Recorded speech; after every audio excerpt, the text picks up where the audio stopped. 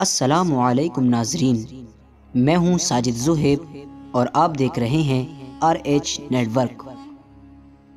آج اس ویڈیو میں ہم اجمیر شریف کی تاریخ کے بارے میں بات کریں گے اور ساتھ میں یہ بتائیں گے کہ اجمیر شریف جو کہ اپنے وقت کا سب سے بڑے مندر ہوا کرتا تھا، وہ ایک فقیر کی درگاہ کیسے بن گیا۔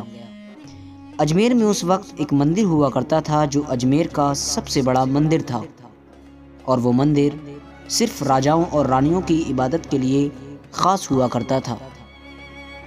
مندر کے ساتھ ہی ایک تالاب تھا جس کا نام اناساگر تھا۔ ہندو اس تالاب کے پانی کو انتہائی برکت والا خیال کیا کرتے تھے۔ ان کا عقیدہ تھا کہ جو اس تالاب میں غسل کر لے اس کے سب گناہ ختم ہو جاتے ہیں۔ اس مندر میں رات کو اتنی کثیر تعداد میں چراغوں کو جلایا جایا کرتا تھا کہ صرف ایک ہی رات 3.5 من تیل ان چراغوں میں استعمال ہوتا تھا۔ آس پاس کے دیہات مندر کے نام تھے اور ان دیہاتوں کی آمدنی ان مندر پر خرچ ہوا کرتی تھی۔ مندر میں ہزاروں نوکر تھے جن کا کام آنے والوں کی رہنمائی کرنا تھا، اور وہ بتایا کرتے تھے کہ کون سا خدا بیٹے عطا کرتا ہے، کون سا دیوتا صحت اور تندرستی کا مالک ہے، اور کس مورتی کی پوجا کرنے سے دولت مہربان ہوتی ہے۔ خواجہ غریب نواز رحمۃ اللہ علیہ اس مندر میں تشریف لائے اور اناساگر سے کچھ فاصلے پر چٹائی بچھا کر اپنے مریدوں کے ساتھ بیٹھ گئے۔ عصر کا وقت تھا، لہٰذا آپ خواجہ صاحب نے حضرت قطب الدین رضی اللہ تعالیٰ عنہ سے اذان دینے کو کہا۔ کفر و شرک سے بھرے اجمیر میں اللہ کی وحدانیت اور حضرت محمد صلی اللہ تعالیٰ علیہ وسلم کی رسالت کا یہ پہلا اعلان تھا۔ وہاں رہنے والے لوگ اسلام سے پورے طور پر لا علم تھے، چنانچہ اذان کی آواز سن کر وہ حیران ہوئے اور اپنے گھروں سے نکل کر سب مسافروں کو دیکھنے لگے اور اناساگر کے پاس بھیڑ لگا لی۔ ان مسافروں نے اناساگر کے پانی سے وضو کیا اور نماز پڑھنا شروع کر دیا۔ سب ہندو حیران رہ گئے۔ وہ سوچ رہے تھے کہ سب بھگوان تو مندر کے اندر ہیں، تو یہ لوگ پاس میں کھڑے ہو کر کون سے بھگوان کو سجدہ کر رہے ہیں۔ شام ہوئی تو راجا کے اونٹ جو دن میں چرنے کے لیے گئے تھے اپنے چرواہوں کے ساتھ واپس آنے لگے۔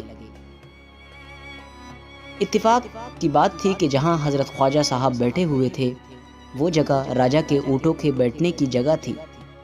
چرواہوں نے بابا صاحب سے کہا کہ او بابا صاحب، یہاں سے اٹھیے کیونکہ یہ جگہ بادشاہوں کے اونٹوں کے بیٹھنے کی جگہ ہے۔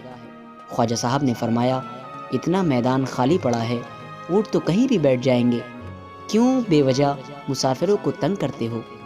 وہ لوگ نہیں مانے اور مسلح اٹھا کر ادھر ادھر کرنے لگے اور خواجہ صاحب سے بدتمیزی کرنے لگے، اور ان لوگوں نے آخرکار بہت بدتمیزی سے کہا کہ یہ راجا کے اونٹوں کے بیٹھنے کی جگہ ہے اور ادھر راجا کے اونٹ ہی بیٹھیں گے، تم لوگ کہیں اور اپنا مسلح بچھا لو۔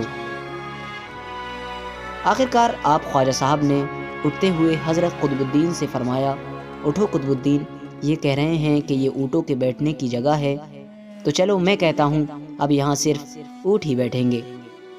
یہ کہہ کر آپ خواجہ صاحب نے اپنے ساتھیوں سمیت وہاں سے اٹھ گئے، اور اگلی صبح جب اونٹوں کو چرائی کے لیے لے جانے کا وقت آیا اور چرواہوں نے اونٹوں کو اٹھانا چاہا تو انہیں پتہ چلا کہ اونٹ اٹھنے کے قابل نہیں رہے ہیں۔ انہوں نے اونٹوں کو مار مار کر زبردستی اٹھانا چاہا لیکن وہ بیٹھے ہی رہے۔ چرواہے پریشان ہو گئے کہ جو اونٹ ان کے ایک اشارے پر اٹھ کھڑے ہوتے تھے آج کیوں نہیں اٹھ رہے ہیں۔ آخرکار انہیں یاد آیا کہ کل مسافر فقیر نے کہا تھا کہ چلو اب یہاں اونٹ ہی بیٹھے رہیں گے۔ لوگ اکٹھا ہونا شروع ہو گئے۔ کوئی کہہ رہا تھا کہ فقیر کوئی بڑا جادوگر ہے، کسی کا خیال تھا کہ وہ کوئی بھگوان کا نیا اوتار ہے۔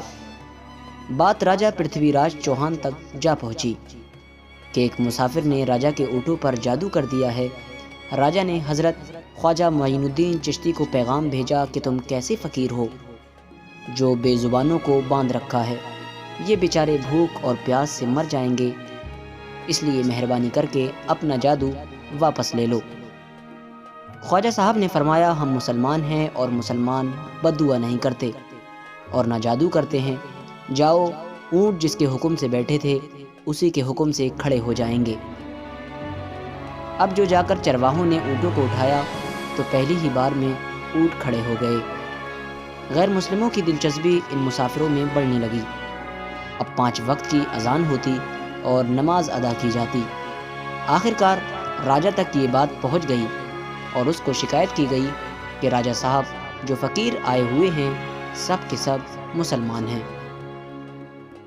5 وقت اذان دیتے ہیں اور ہمارے پوتر تالاب کو ہاتھ منہ دھو کر گندا کرتے ہیں، ہمارے دھرم کے خلاف باتیں بھی کرتے ہیں اور کہتے ہیں یہ مورتیاں پوجنے کے قابل نہیں، یہ تو محض ایک پتھر ہیں، اس لیے انہیں یہاں سے اٹھا لیا جائے۔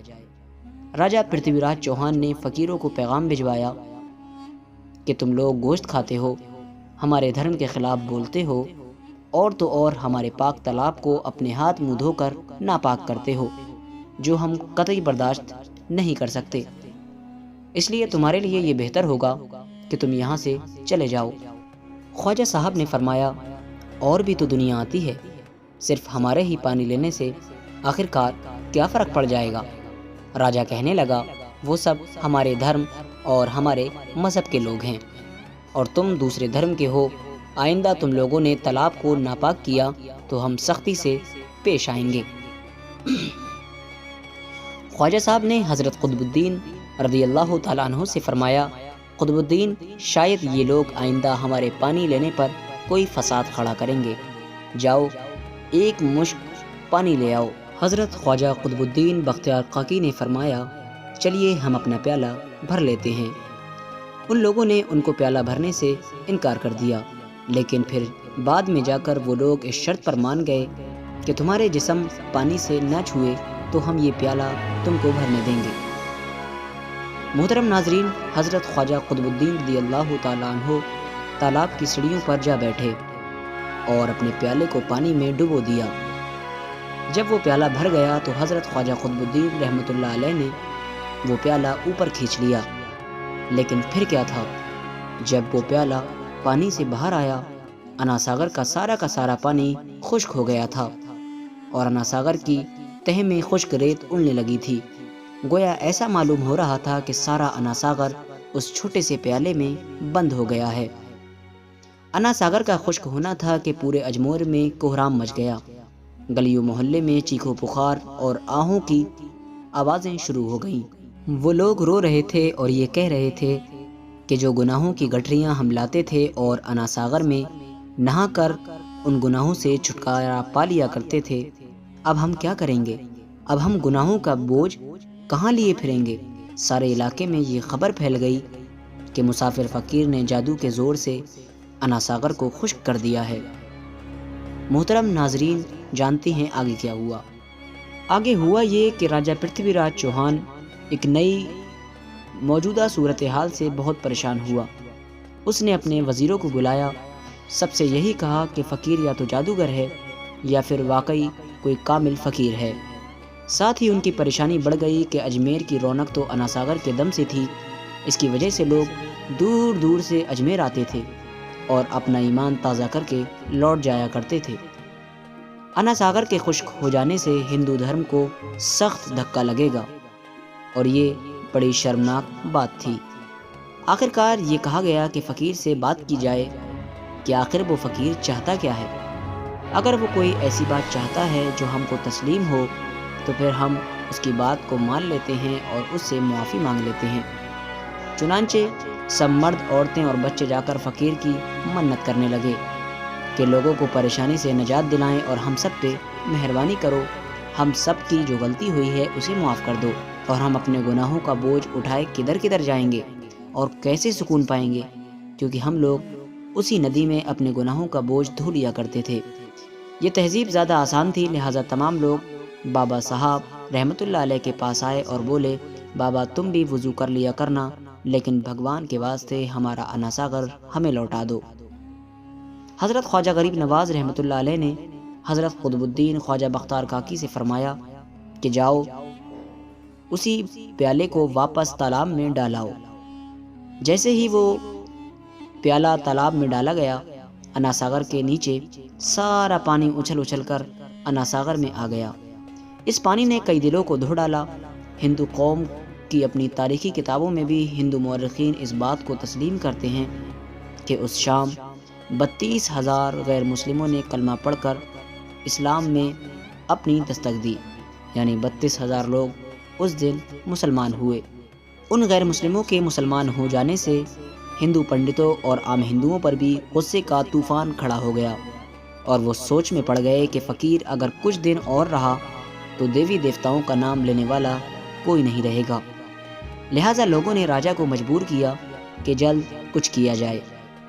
راجا نے مندر کے بڑے پنڈت رام دیو کو بلایا اور اسے بابا صاحب سے مناظرہ رکھ کر جلد سے جلد انہیں شکست دینے اور اجمیر سے باہر نکال دینے کا حکم دے دیا۔ رام دیو اپنے وقت کا مانا ہوا پنڈت تھا، جس کے علم کی قابلیت کی دور دور تک دھوم مچی ہوئی تھی۔ دراصل پنڈت شیطانی اور جادوئی طاقتوں کا مالک تھا۔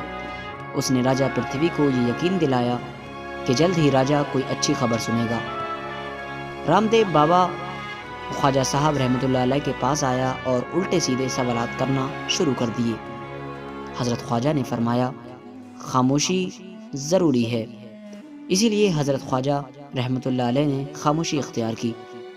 جب رام دیو نے حد سے بڑھ کر شور مچانا شروع کر دیا تو حضرت خواجہ غریب نواز نے اس کی طرف آنکھ اٹھائی اور مسکرا کر فرمایا، رام دیو، تو شور مچا رہا ہے اور میں تیرے ماتھے پر ایمان کا نور چمکتا ہوا دیکھ رہا ہوں۔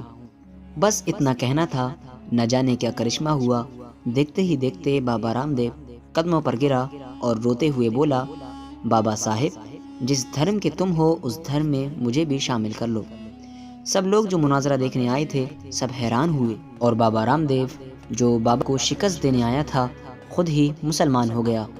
تاریخ کی کتابیں بھری پڑی ہیں کہ حضرت خواجہ غریب نواز وہ واحد بزرگ ہیں جنہوں نے 90 لاکھ غیر مسلموں کو مسلمان کیا۔ صدیاں بیت گئیں لیکن آج بھی خواجہ غریب نواز کا ڈنکا ویسے ہی بج رہا ہے۔